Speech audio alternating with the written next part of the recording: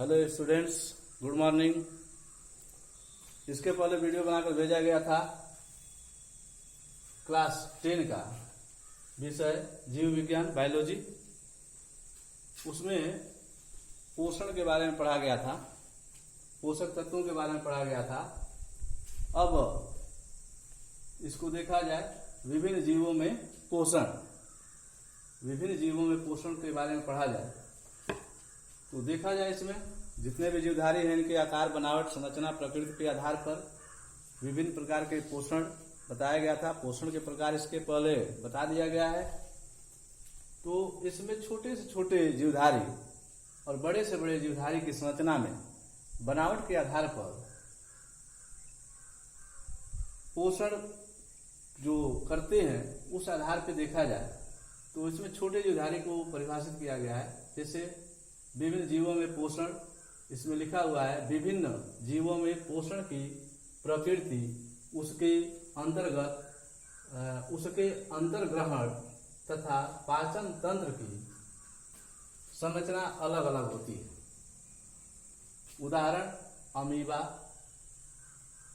अंगुली सदृश्य, यहाँ पे अंगुली सदृश्य प्रवर्धों की सहायता से भोजन करता है।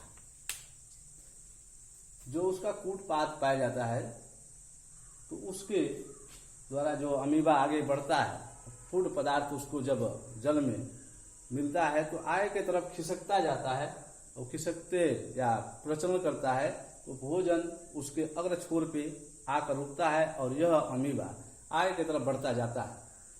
वह भोज्य पदार्थ उसके अंदर दबाव के कारण चला जाता है, एक्टोप्लाज्म में टूट जाता है और भोज्य पदार्थ उसके शरीर में चला जाता है। अब उसमें एक भोजन का पाचन की बात करें। भोजन तो उस अमीबा के अंदर शरीर के या कोशिका के अंदर चला गया।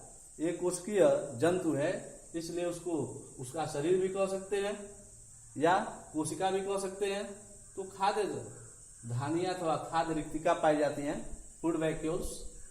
वह भोज्य पदार्थ इस खाद्य रिक्तिका के अंदर चला जाता है और वह सरल पदार्थ कोशिका द्रव्य में विसर्जित हो जाता है। पाचन क्रिया होती है फूड वैक्यूल्स में और जो सरल पदार्थ कोशिका में विसर्जित हो जाते हैं और वह अपशिष्ट पदार्थ जब उसके खाद्य रिक्तिका में बचता है तो अमीबा आगे की तरफ बढ़ता जाता है और वह अपशिष्ट पदार्थ यानी बेकार पदार्थ जो उसके शरीर के हानिकारक होता है वह धीरे धीरे पिछले सतह के तरफ आना प्रारंभ कर देता है और शरीर से बाहर निकल जाता है। बड़े जीवधारियों में पोषण का कंडीशन अलग होता है, लेकिन धीरे धीरे इसको हम लोग पढ़ते जाएंगे।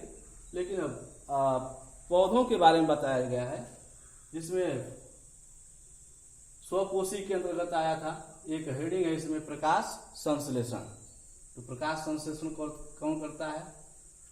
जो हरे पेड़ पौधे होते हैं वे प्रकाश संश्लेषण करते हैं, फोटोसिंथेसिस। इसका परिभाषित किया जाए, डिफिनेशन दिया जाए। सूर्य की प्रकाश में पौधे की हरी कोशिकाओं में उपस्थित क्लोरोफिल की सहायता से कार्बन डाइऑक्साइड और जल के संयोग से कार्बोहाइड्रेट्स की बनने की क्रिया को प्रकाश संश्लेषण कहते हैं। ये तो हो गया प्रकाश संश्लेषण का परिभाषा। फिर से दोहरा दिया जाए, सूर्य की प्रकाश में पौधों की हरी कोशिकाओं में उपस्थित क्लोरोफिल की सहायता से कार्बन डाइऑक्साइड जो वातावरण से ग्रहण किया है और जल के संयोग से जो मृदा से लिया गया है कार्बोहाइड्रेट्स की बनने की क्रिया को प्रकाश संश्लेषण कहते हैं। प्रकाश संश्लेषण को निम्न समीकरणों द्वारा दर्शाया जा सकता है।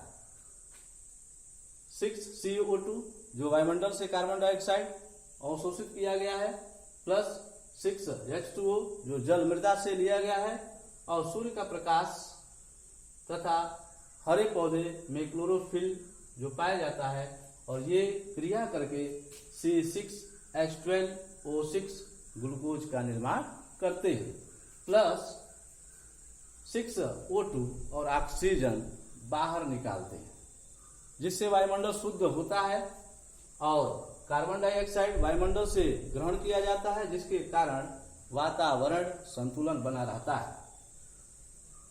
ये प्रकाश संश्लेषण की क्या विशेषताएं हैं, तो विशेषताओं के बारे में चर्चा किया जाए।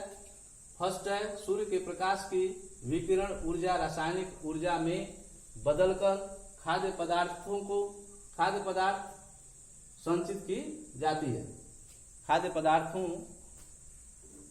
को संचित की जाती है। दूसरा पॉइंट, वायुमंडल की कार्बन डाइऑक्साइड से कार्बन व ऑक्सीजन प्राप्त किए जाते हैं। वायुमंडल से कार्बन डाइऑक्साइड लेकर कार्बन व ऑक्सीजन प्राप्त किए जाते हैं। तीसरा पॉइंट, जल से हाइड्रोजन ली जाती है। और चौथा पॉइंट है, अंतिम उत्पाद ग्लूकोज शर्करा होता है। यहां देख सकते हैं आप, अंतिम उत्पाद क्या है, ग्लूकोज शर्करा। अब बात करेंगे प्रकाश संश्लेषण के लिए आवश्यक पदार्थ। कौन कौन से आवश्यक पदार्थ है प्रकाश संश्लेषण के लिए? पौधों को भोजन के निर्माण के लिए निम्न कच्चे पदार्थ की आवश्यकता होती है। पौधों को भोजन के निर्माण के लिए निम्न कच्चे पदार्थ की आवश्यकता होती है। तो कौन कौन से कच्चे पदार्थ हैं? फर्स्ट है सूर्य का प्रकाश, ये होना आवश्यक है। दूसरा, कार्बन डाइऑक्साइड जो वायुमंडल से पौधे ग्रहण करते हैं। तीसरा, जल व खनिज लवण।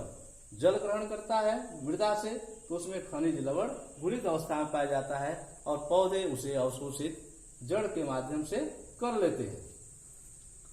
जल कैसे ग्रहण करते हैं? जल जड़ों के माध्यम से ग्रहण कर लेते हैं।